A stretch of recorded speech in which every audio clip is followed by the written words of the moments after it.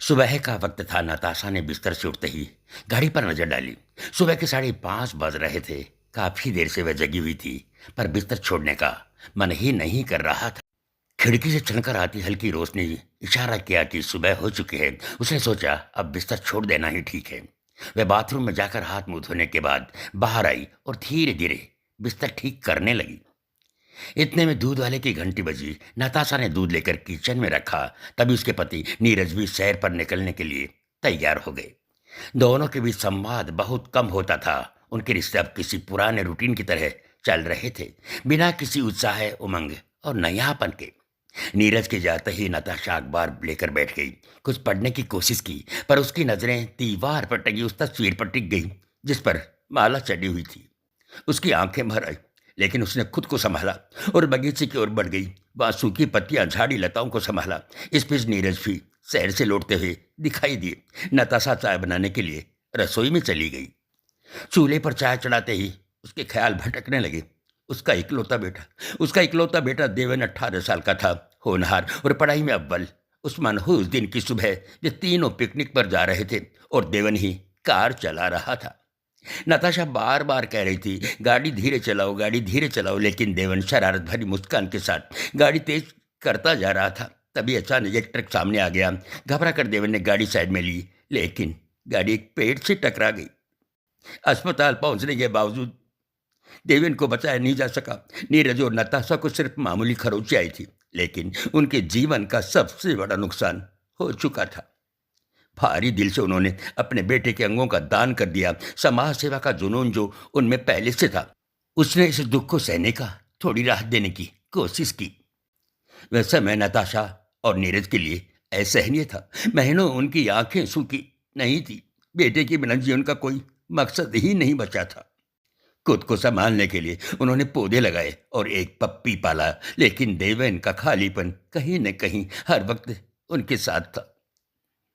तभी अचानक चाय उफन कर बाहर आने लगी और नताशा की तंद्रा टूट गई। उसने जल्दी से गैस बंद की, चाय छानी और लॉन में बैठे नीरज के पास ले आई। इतना बड़ा मकान, पर अब बस हम दोनों नीरज ने चाय पीते हुए कहा। सोचा था देवन की शादी के बाद बहू आएगी, पोते पोतियों की चहल पहल होगी, लेकिन अब नताशा ने भारी मन से कहा, क्यों न ऊपर का हिस्सा किराए पर दे दे। नीरज ने सुझाव दिया। किराए पर? किराए पर? नताशा चौंकते हुए पूछा। हाँ, कम से कम घर में कुछ चहल पहल तो होगी, सुरक्षा भी रहेगी, और अगर हम कहीं जाना पड़े तो घर खाली नहीं रहेगा, नीरज ने समझाया।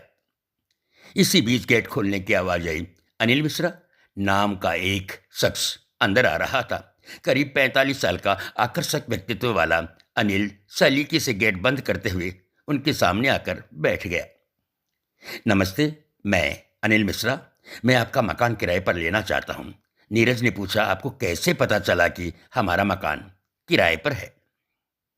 मैं इधर से गुजर रहा था, मकान देखकर सोचा पूछ लूं, लोकेशन मुझे पसंद आई, अनिल ने जवाब दिया।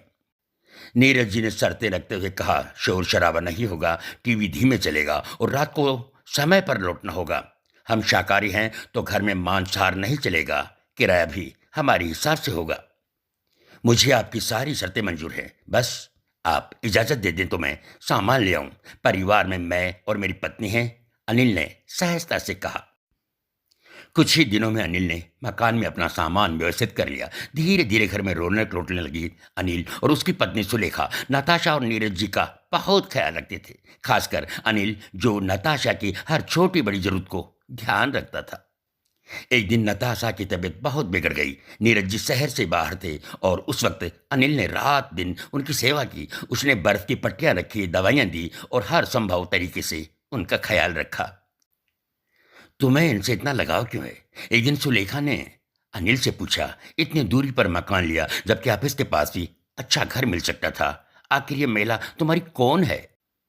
अनिल ने गहरी सांस लेते हुए कहा, ये मेरी माँ है, ये मेरी माँ है। सुलेखा ने हैरान होकर कहा, माँ? ये तुमसे शायद 3-4 साल ही बड़ी होगी। अनिल की आंखों में गंभीरता आ गई। उसने सुलेखा को सच बताया। जब देवेन का एक्सीडेंट हुआ था तब उन्होंने अपने बेटे के अंगों का दान कर दिया था। उसी में से एक किडनी मेरे शरीर में प्रत्यारोपित की गई। उन्होंने बिना ये जाने कि अंग किसे मिल रहा है ये महान कार्य किया। मैं आज जो भी हूँ उन्हीं की वजह से हूँ, इसलिए मैंने ये मकान किराए पर लिया ताकि उनकी सेवा कर सकूं। सुलेखा निशब्द खड़ी रही। ये रिश्ता खून का नहीं था, लेकिन उससे कहीं ज्यादा गहरा था। माँ और बेटे का अनोखा बंधन। नताशा ने अपने बेटे के अंगे देखकर अनिल को दूसरी जिंदगी दी थी। ये सुनकर सुलेखा की आंखों में आंसू आ गए। उसने नताशा की ओर एक नजरिए से देखा, न सिर्फ एक मकान मालिक के रूप में, बल्कि एक सच्ची माँ के रूप में, सच्ची माँ के रूप में।